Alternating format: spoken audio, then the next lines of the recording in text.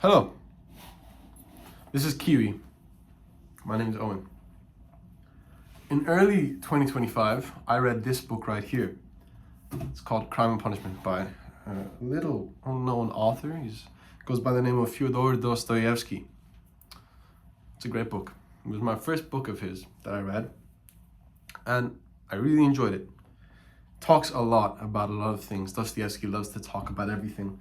Made talks on religion, morality, socialism. He got some social commentary in there in Russia at the time. But the most valuable thing from the book that I took, and the most universal thing that it talks about, which is what makes books great. It makes it great if it passes the test of time. And it usually does that by talking about something universal. And that would be suffering. Everyone suffers. I suffer, you suffer, Kiwi suffers. And a great question we ask is, why do we suffer?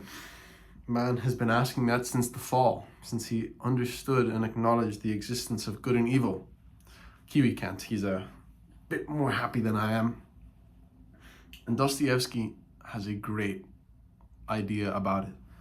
I saw a debate a while ago. It was one of those Jubilee things. I think it was Alex O'Connor. And he was talking to a lady about childbirth. And a question that a lot of atheists have, which is a great question, is, well, if God is a good God, that's like such as the Christian God, why do we suffer? And obviously Christians would say the fall of man, free will. Buddhists, Hindus would say suffering is just a universal thing, which is something I'd be more inclined to agree with rather than the Christians. But the universal thing is that suffering does exist. And there's a great question as to why. Dostoevsky believes that suffering brings meaning to life. And what a beautiful idea that is. Dostoevsky and Nietzsche were really at each other's throats, right? Raskolnikov is basically Nietzsche. It's a Nietzschean character. However, one thing that they do believe is something along the lines of amor fati, or love your fate. That's a Nietzschean idea from the joyous science, or the gay science. And suffering can bring meaning to things. Any scientists watching this know that to understand something properly, you must have a control. You must have something to compare it to. That's why we can't prove that gravity exists or that evolution exists. They're only theories, because there's no control. And when it comes to suffering, we do have a control. It's joy. Now, this is a Buddhist take or a Hindu take. We have multiple parts of ourselves. Say our consciousness, our soul, or the Atman, as the Hindus would say. And different parts of us feel different things.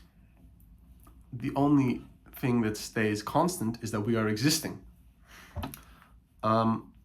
Sort of temporary feelings might be pain, suffering, joy, happiness, jubilation. And how can you know joy if you don't know suffering? Suffering brings meaning to things. If everything is great all the time, that will go into normality. And then joy will no longer be joy, but it will be the norm, and we will get bored of it. And we will tend to normalize it, and we'll get used to it, and then it'll not be as good as it was. You see it in drug users. If drug users are always on the high 24/7, the high just gets worse. It's not the same high that it was before. And obviously I'm not incentivizing anyone to use drugs, but the first time you use a drug, or the first time you might get drunk, or the first time you do anything, it'll be very joyous. And then it slowly dulls away. And that joy and that enjoyment you had from it goes away, slowly. It exponentially decreases. And that's the same with joy in any other sense of life. You cannot feel joy if you have not felt suffering. Because if you do not suffer, then you will not be able to have a great value of joy. So it's very artistic. The universe is made in a very intricate manner. It's made in a very artistic manner, which is why I'm not particularly an atheist. It feels like it's quite well made. It feels like it's designed by quite a smart person. Maybe it's Kiwi. So as a politics student, I know a lot of people talk about suffering as a bad thing. Oh, suffering comes from socialism. Suffering comes from capitalism. Suffering comes from the patriarchy or whatever. Different epochs of time, different time periods had different reasons for suffering, and it's usually a contemporary issue at the time. Of course, we're facing the dilemma of socialism or capitalism, and feminism and neoliberalism is taking a big jump into the world today, and democratic liberalism as well. So we're going to blame those things. But little do we know that suffering is actually valuable. And while sometimes you can't choose suffering if you have a loss or if something happens to you, but you might have to take a stoic value from this, what can you do about it? Little do you know that suffering will allow you to enjoy the nicer things in life later on. And perhaps instead of complaining about suffering and complaining about how hard your life is, you should have gratitude of everything else.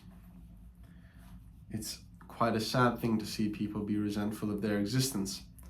And while more pathetic than sad, it's quite a disappointing thing to see other people attribute their sufferings to reasons such as other people, systems, things in the world. Because it's just quite pathetic in my opinion. If you're not able to bear the suffering and the responsibility of your suffering and you place that on other people, it's quite a pathetic thing.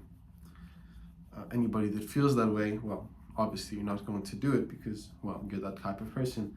I would highly recommend you to read Notes from the Underground by Dostoevsky and On the Genealogy of Morals by Friedrich Nietzsche to realize more about suffering and the resentment that you feel from it. More Notes from the Underground and perhaps Siddhartha if you're a bit smarter. But anyways, that's pretty much it. Suffering is a horrible thing, don't get me wrong, but if I could choose to live in a world without suffering, or if I could choose to live in a world with it, to which I could enjoy the joyous moments of life more, I would choose suffering 100 times out of 100.